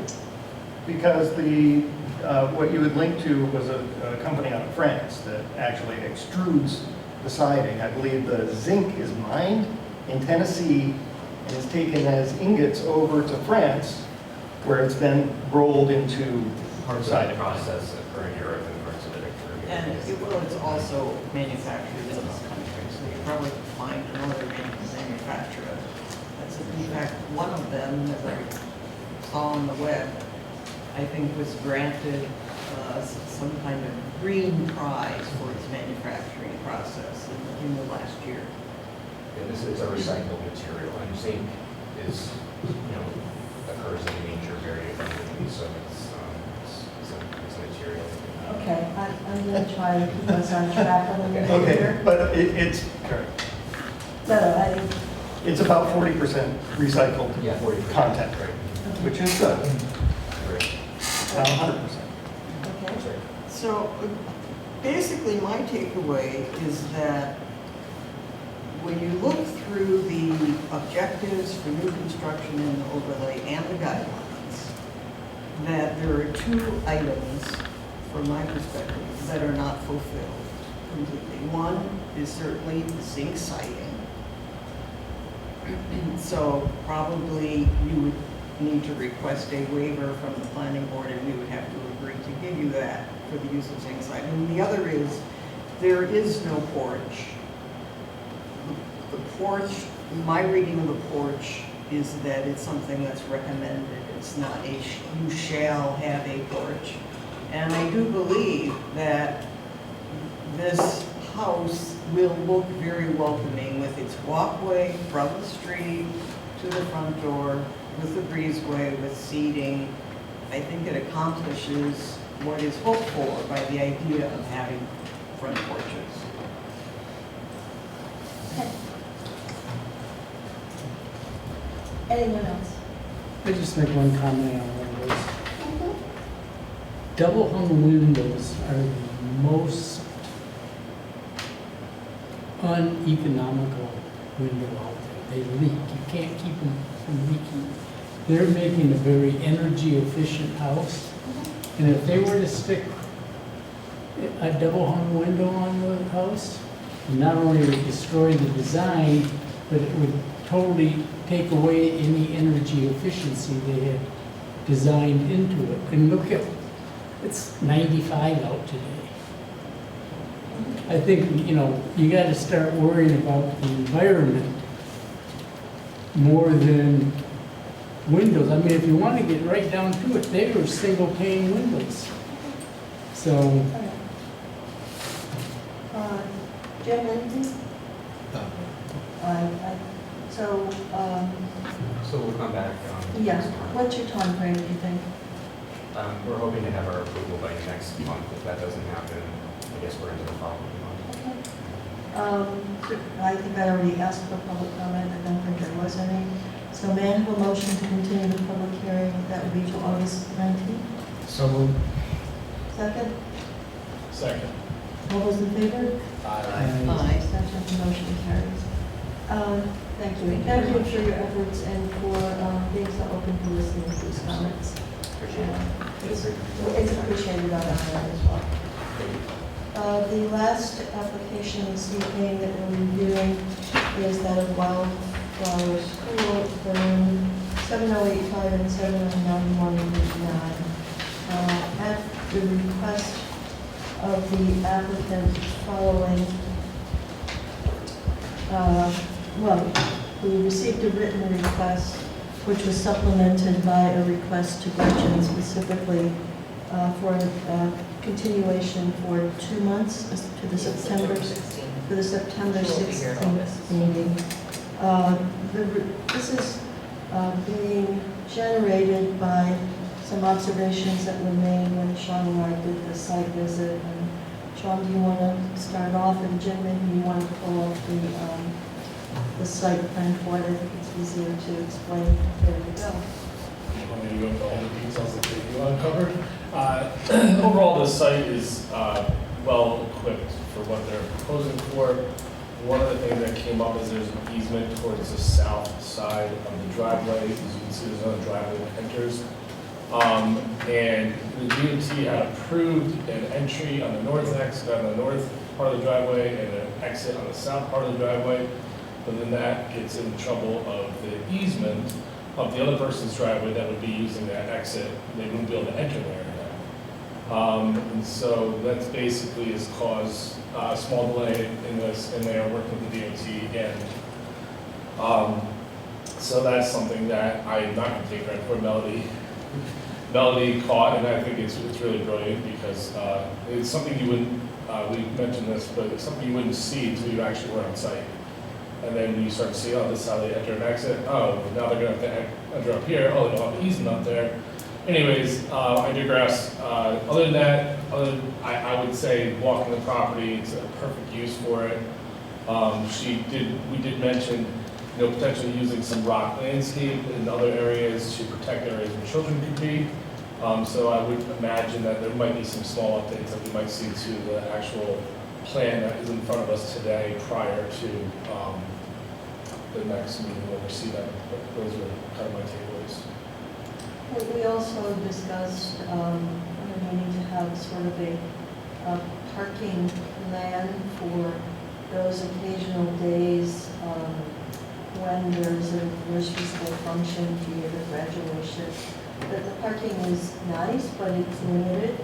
And if all of these classrooms, 2 to 3 classrooms ultimately are filled with 20 plus kids and parents,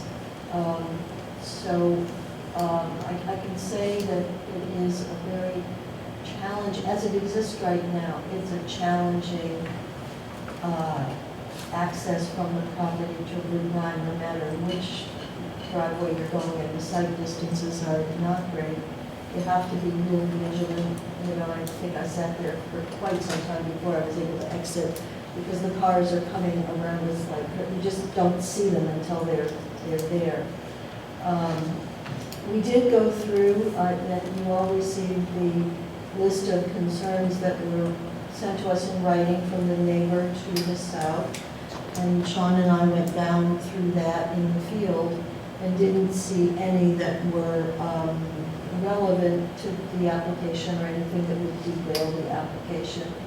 You'll recall that the plan, and I suspect this was part of DOT's approval, was the concept of pulling in one direction and out the other, so that particularly from the north to the south, so that the children could be exiting the vehicles directly into the school. So she's got to think through, one of the things she's considering is abandoning that south loop to the neighbor. I don't know how that works out in terms of easement, and making the north both in and out. That changes somewhat the safety on the ground for the kids.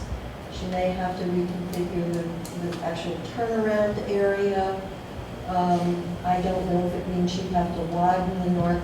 I think a lot of this will require her going back to DOT, but our recommendation in the field to her is you've got to pull out the easement, you've got to see how it relates to your neighbor's property, make sure, I don't know if another easement is required or in order. Those are all questions she'll have to take up with the DOT. So she's requested the continuation to September to give her time to work that through.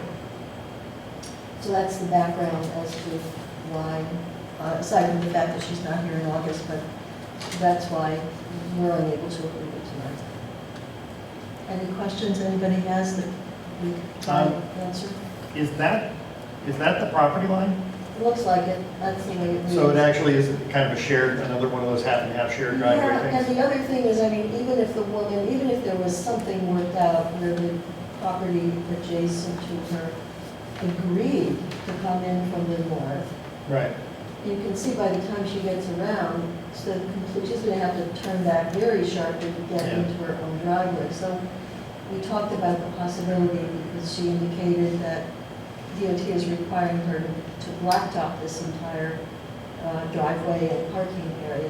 Maybe there's a concession she could make to the neighbor by, opening that width right there a little bit, so the neighbor didn't have, but I think those are all field changes she's got to talk through with DOT and somebody who can advise her on the terms of the easement. And this was going to be abandoned, right? It's going to be abandoned. However, the one thing we did learn is that to meet the licensing requirements of nursery schools, that area is being designated as one of the safety zones for the nursery school.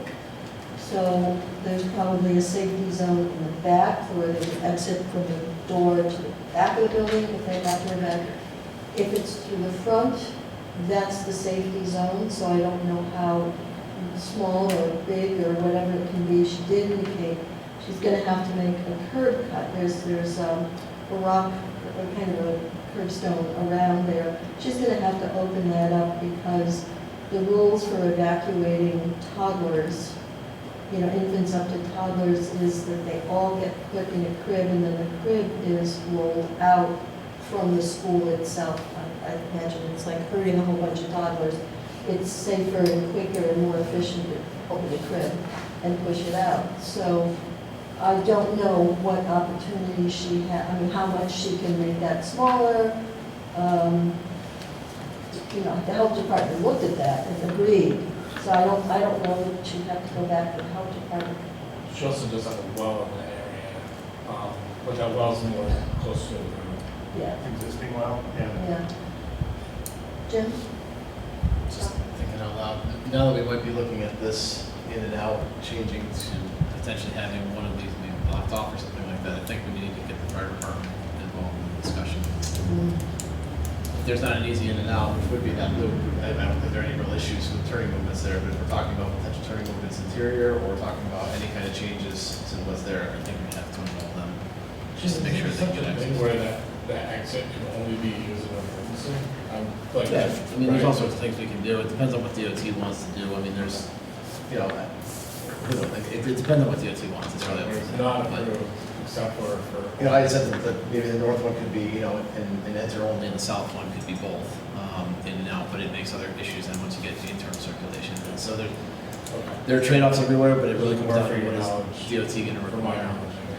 But if we start messing with that, I do think we have to get the fire department just to take a Well, look I at think it. she's indicated she'll come back with a new plan, so I think when we get that, that's the time to show it to a fire department representative. Just to make sure they've got good access. Because we don't really get involved in the easement with the neighbor thing. That's totally between them. And the turnaround thing, isn't there a minimum distance, like a 300-foot driveway you have to provide a turnaround, but if it's less than that? No, yeah, I mean, I'm just looking at the property and, thinking about the turning radius of a typical longer fire truck, they're not gonna make a turn there, with the pavement, with the area that would be considered to be paved. There'd have to be something that would come through that outlet, the septic is or whatever. So we'll get to that point later. We'll have to see what they come back with. It all depends on It's, where we fall. it's not that, it looks kind of wide out there, but when you're in the field there, the driveway itself is, it'd be hard to have two cars passing safely. Yeah, the north side, I think, is a little wider than the It south is. side, because they did have cars parked along there when we were going there. Yeah, But it's, yeah, I think we're gonna have to widen it a little bit more than it is today. Again, I think the updated plan is gonna really kind of solve some of our assumptions and questions that were coming up today. one of the thoughts she had in the field was, well, maybe there's a way to just reconfigure her neighbor's driveway so that it exits directly onto Route 9. I think if that had been desirable, it probably would have occurred when we began construction of the house. It would have been looked at then, and that, of course, I find it hard to believe that DOT would allow two driveway cuts side by side in that location. The house adjacent property, has its building permit. It's under construction. It's been under construction for a long time, and I did check, and the building permit was issued in 2008 and has not been updated or extended. So that doesn't eliminate any of this conversation. It's just another bit of information. So that's where we are with that. So may I have a motion to continue the public hearing to September 16th? So All those in favor? Opposed, abstention, motion carries.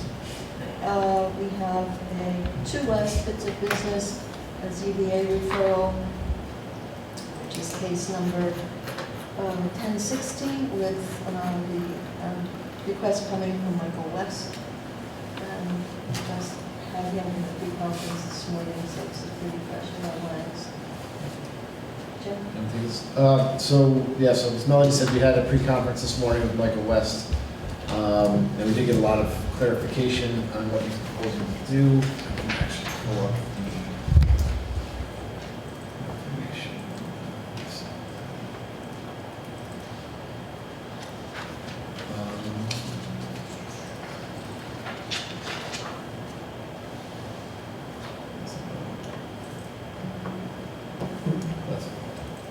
So he's provided some renderings. He's proposing an accessory structure to essentially kind of look like a barn behind his existing house. This is the site plan.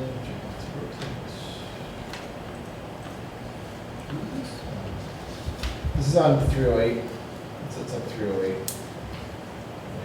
So this is an existing house. This is what he's proposing to build in the back. It's proposed to be a multiple kind of use structure. He's going to have a garage to park cars. He's going to work on his personal cars there as a hobby, not as a business. And he also has a woodworking shop where he fabricates and repairs guitars and amplifiers. That he is going to do as a business. So we did find out today that he will be seeking a Type 2 home occupation permit for the use of the guitars and amplifiers. The variances he's requested from the ZBA are a 5-foot height variance to permit the structure to be 25 feet in height, or 20 is permitted, and to get an accessory structure with square footage more than what's permitted in the RC5. Can you go back to the photo? Or the drawing, or whatever that was we were looking at before? Yeah.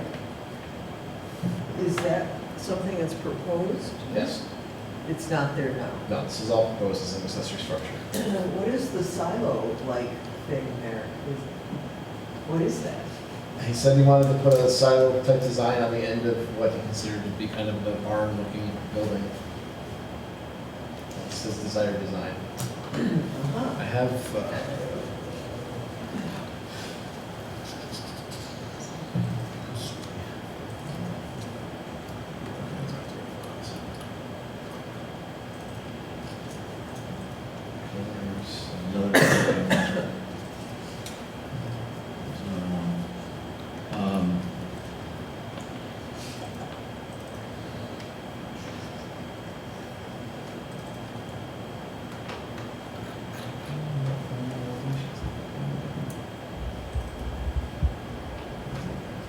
So I have some other elevations somewhere, but these, the colored ones are the ones that he gave us most recently. And will this be coming before the planning board? Yeah, so that's what I wanted to tell you. So we're here as a ZBA referral right now for height variance and variance for an accessory structure that's larger than is permitted to be by code in the RC5.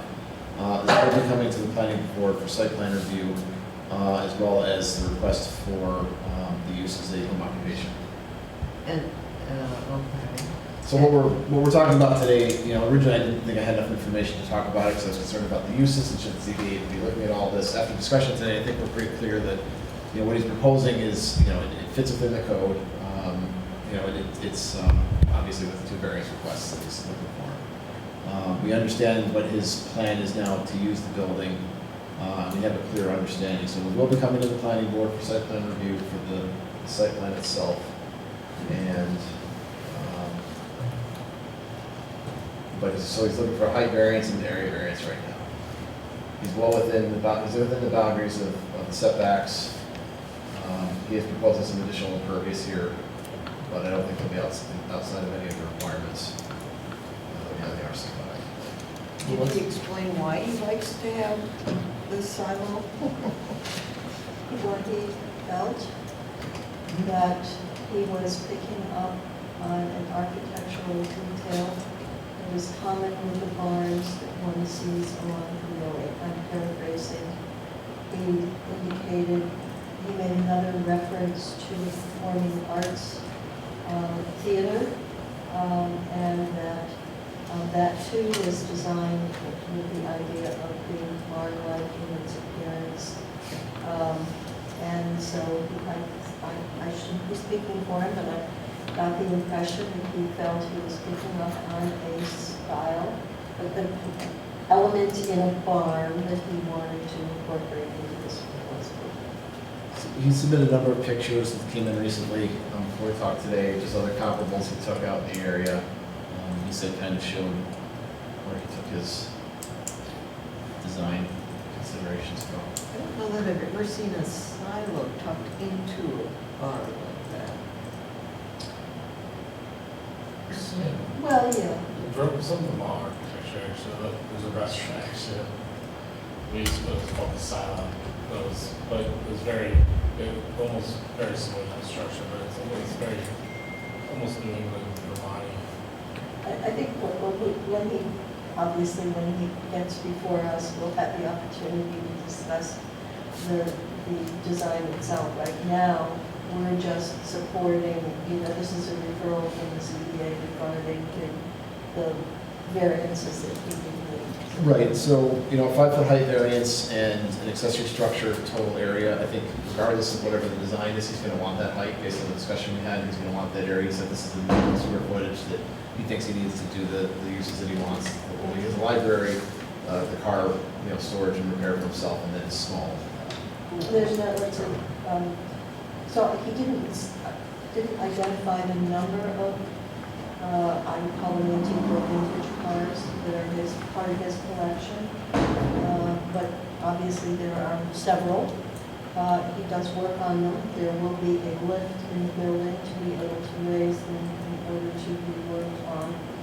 So then he's got 2 spaces within the building that are related to his business.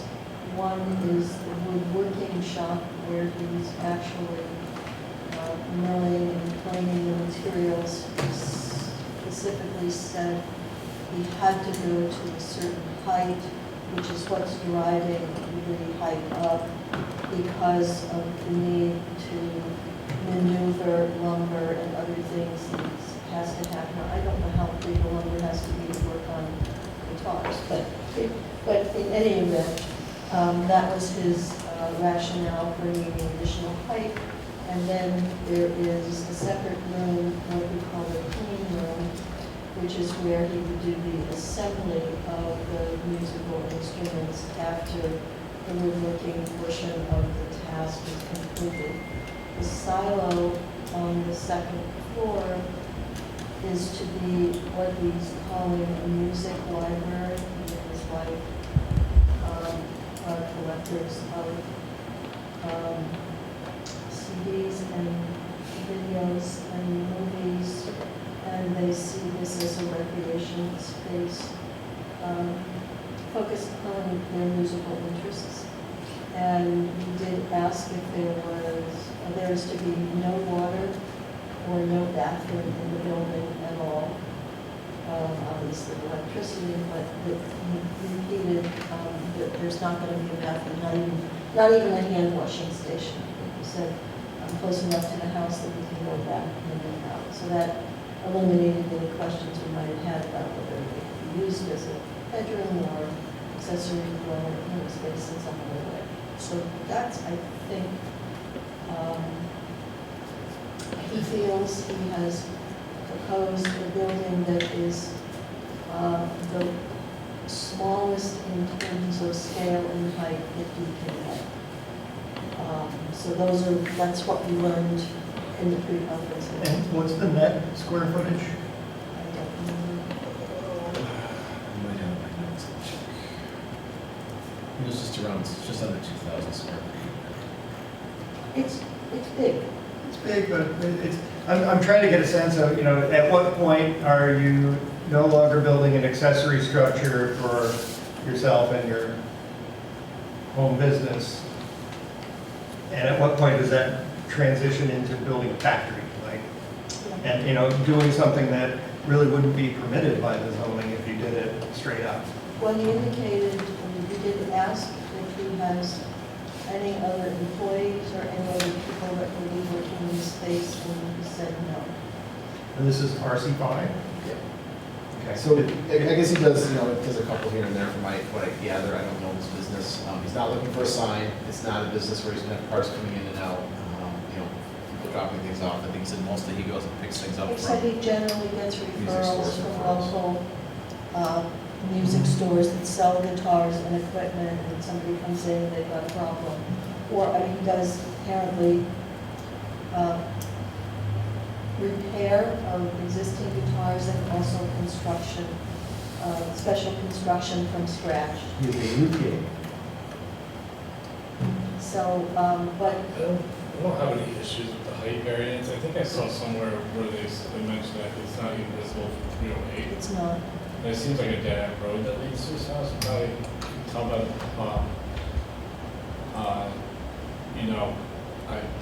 to me on the surface, I know we'll get more details down the line on design and all these other elements, but the two things that are in front of us for, I don't have any issue with. And that was what I was getting at. I don't think it precludes any of these discussions we're having when they get to the planning board, when it gets to the planning board, I should say.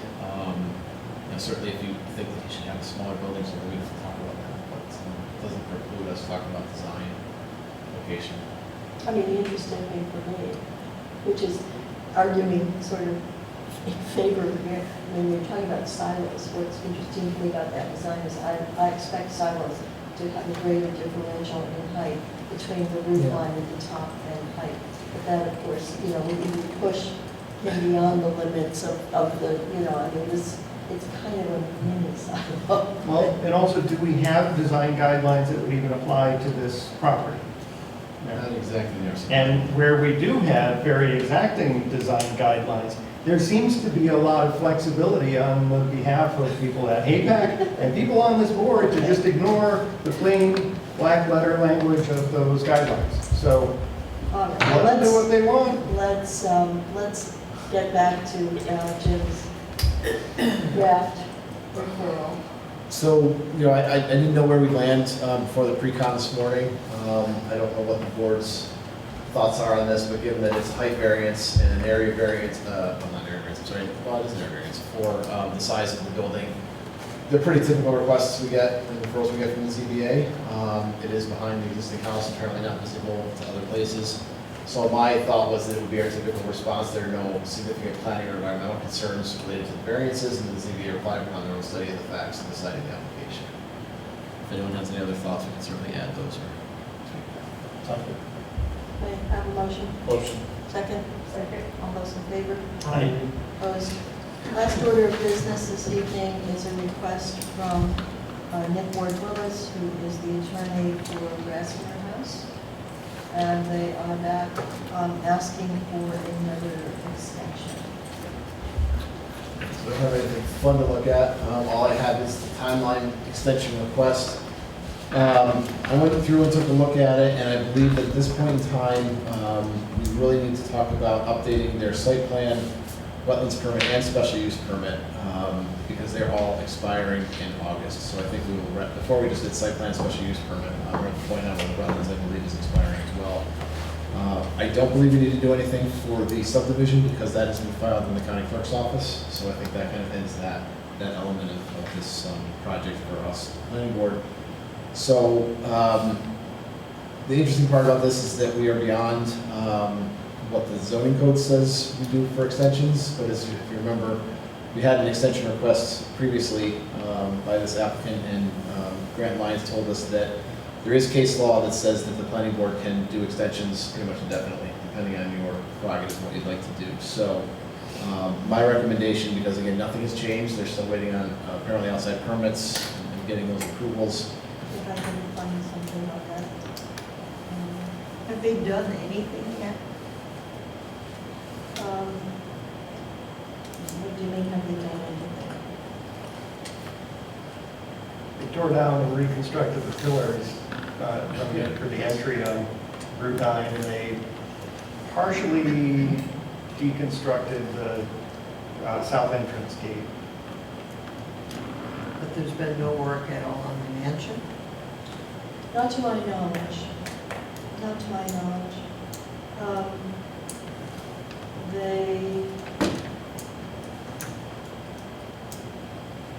believe I have seen, I don't know if they've got final, but they've made progress with DEC and with New York State DOT in terms of their permitting.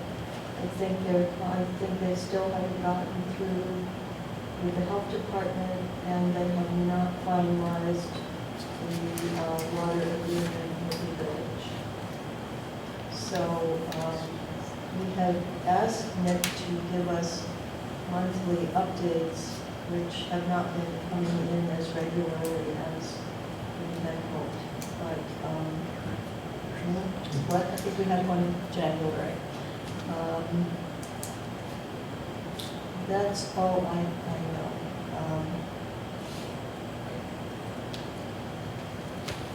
Since they're not changing anything, it's a big project, and it seems like they did make headway on a couple of items. I don't see why we wouldn't extend it.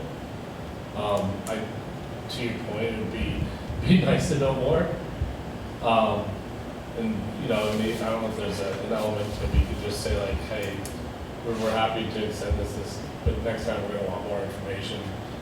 You know, I don't know what the laws or what we can say, what we can't say around that, but So the last extension, upon, consulting with John Lyons, we did require them to send us monthly updates on the project. We haven't really been pushing that because I don't think there's a whole lot going on.